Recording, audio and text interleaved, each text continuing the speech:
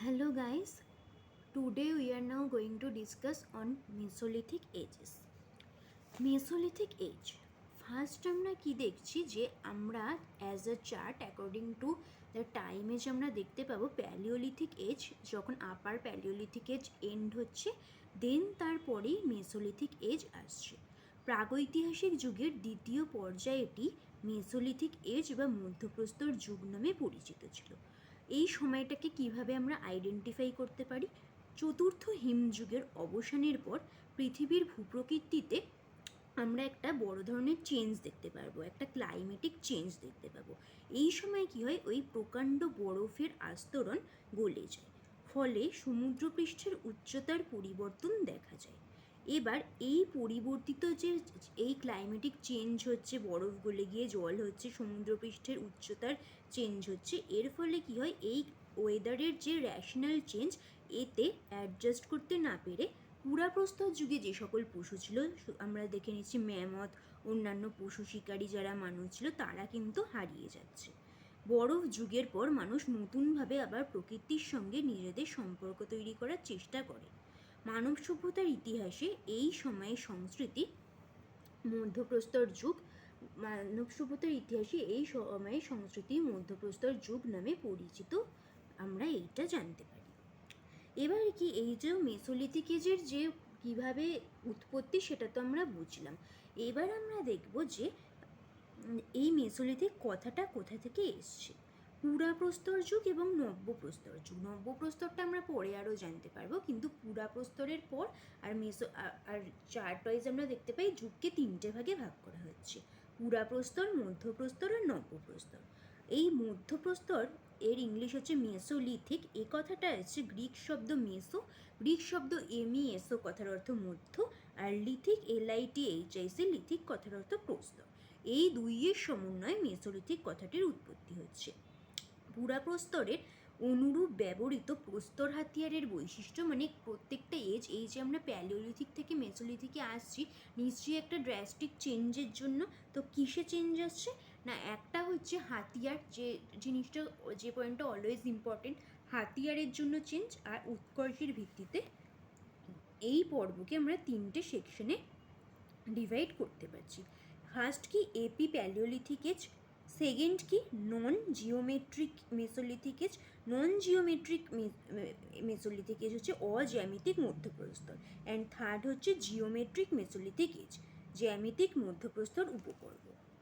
এই যে মধ্যপ্রস্তর পর্ব আসছে, এই সময় আমরা দেখতে পাচ্ছি ওয়েদারের চেঞ্জ হচ্ছে, কিন্তু ওয়েদারের চেঞ্জের সাথে সাথে অফকোর্স আমরা দেখতে পাচ্ছি এই সময় নতুন কিছু জীবজন্তুরও আগমন ঘটছে। নতুন জীবজন্তুর কী আগমন ঘটছে না, অবভিয়াসলি যখন কোনো ওয়েদার চেঞ্জ হয় তখন যে পুরনো জন্তু যারা থাকতে না পারছে তারা তো চলে যাচ্ছে, আমরা বুঝলাম, কিন্তু তার সঙ্গে দেখতে পাচ্ছি যে নতুন জীবজন্তুরাও অবশ্যই আসছে, নতুন জীবজন্তুদের আনাগোনা আমরা দেখতে পাচ্ছি। তো ফার্স্টেই যেহেতু জীবজন্তুর কথায় আসছি, তার মধ্যে আমরা ফার্স্টেই যার কথা উল্লেখ করব সেটা হচ্ছে এই যে জীবজন্তুরা আসছে, তার ফলে শিকারি ও খাদ্য সংগ্রহের জীবন কিন্তু যথেষ্ট সহজ হয়ে ওঠে। এবার কি, শিকারি ও খাদ্য, যখন মানুষ আরও কাছাকাছি খাবারটা অ্যাভেলেবেল হয়, তখন সেই শিকারক থেকে মানুষ খাদ্য সংগ্রহটা তাড়াতাড়ি করতে পারে। তার ফলে অনেক মানুষ অনেক কাছাকাছি তারা খাদ্যদ্রব্যের সন্ধান পেয়ে যায়। এর ফলে জনসংখ্যাও বৃদ্ধি পেতে থাকে। জীবন ধারণের উপকরণগুলো যদি আমরা সহজলভ্য হয় আমাদের হাতের কাছে পাই, তাহলে অবশ্যই জনসংখ্যাও বৃদ্ধি করতে থাকবে। মধ্যপ্রস্তর যুগের মানুষ খাদ্য উৎপাদনে অক্ষম ছিল। হ্যাঁ, এটা ঠিক যে মধ্যপ্রস্তর যুগে মানুষ তখনও খাদ্য উৎপাদন করতে শেখেনি, কিন্তু তা বলে এই নয় যে তাদের মধ্যে কিন্তু কোনো কিছুর অভাব হয়েছিল। আমরা কি দেখতে পাচ্ছি যে পুরাপ্রস্তর যুগ থেকে সাংস্কৃতিক ক্ষেত্রে এই সময় কিন্তু বেশ কিছুটা উন্নতি দেখা যাচ্ছে। কি উন্নতি দেখা যায় না, গ্রাহাম ক্লার্ক তার ওয়ার্ল্ড প্রিহিস্ট্রি ইন নিউ পার্সপেক্টিভ গ্রন্থে মধ্যপ্রস্তর যুগের সম্বন্ধে এই কথাটি উল্লেখ করেছেন। এই যুগ পুরাপ্রস্তর এবং নব্যপ্রস্তর এই দুই যুগের মধ্যে একটা সম্পর্ক স্থাপন করছে। এই সময় আমরা দেখতে পাচ্ছি মৎস্য শিকার জীবিকাটা এটা প্রধান হয়ে হচ্ছে। মৎস্য যে শিকার জীবিকা প্রধান হওয়ার ফলে ছোট ছোট প্রাণী যেমন পাখি, খরগোশ এগুলো শিকার বেড়ে যায়। এবার অবশ্যই যখন পাখি, খরগোশ এগুলো শিকার বাড়বে তখন এগুলো শিকার যখন করছে তখন সমুদ্র, উপকূল, নদীর মোহনা, জলাশয়ে মানুষ শিকার করতে যেত। কেন না, আমরা যদি দেখতে পাই নদীর ধারে কাছে কেউ থাকে তাহলে নদী থেকে সে সবসময় মাছ কখন অ্যাভেলেবেল সেটা জানতে পারবে।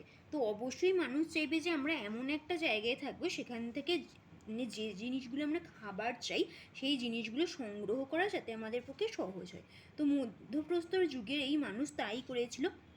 তারা এমন জায়গায় থাকতে শুরু করলো যেখান থেকে সব কিছুই তোমাদের উত্তোলন করা অনেকটা মানে মাছ কি খাদ্যদ্রব্য সেগুলো অনেকটা পাওয়া সহজপ্রাপ্ত বা সহজলভ্য হয়ে দেখা দিল। তো তারা সেই রকম জায়গা খুঁজলো ও পেয়েও গেল। এবার কি, এই যে মাছ এসব তারা শিকার করবে, তো এই সমস্ত শিকার করতে গেলে তো কিছু অবশ্যই কিছু প্রসেসিংসের দরকার হয়। তো তখন কি করছে না, তারা বিভিন্ন রকম হাতিয়ার বানাতে শুরু করছে। এই যে দেখো কিছু অনেক হাতিয়ারের ফটোস দেখানো আছে এখানে, এগুলো মেনলি মাইক্রোলিথস, এগুলো ইউজ করা হতো। তো আমরা দেখতে পাচ্ছি যে নদীর এই যে অনেক সময় মাছ ধরার বর্ষা, ত্রিশূল, উড়ন্ত পাখি মারার পালক বিশিষ্ট তীর উদ্ভাবনের ফলে আগের চেয়ে বেশি মানুষ শিকার করতে পারে। শাকসবজি, ফলমূলও প্রচুর পরিমাণে তারা পায়। এবার কি হলো, এবার শিকার তো হলো, এবার শিকারের সঙ্গে সঙ্গে মানুষ অবশ্যই চেষ্টা করবে যে আরও কোনোভাবে যাতে উৎপাদনটা বাড়ানো যায়। তখন আরও কোনোভাবে উৎপাদন বাড়ানোর জন্য তারা কি করবে না, তারা চাইবে পশুপালন। শিকার যেই কৃষিক্ষেত্রে ভালোভাবে দেখা দিল তখন তারা পশুপালন করতে শিখছে।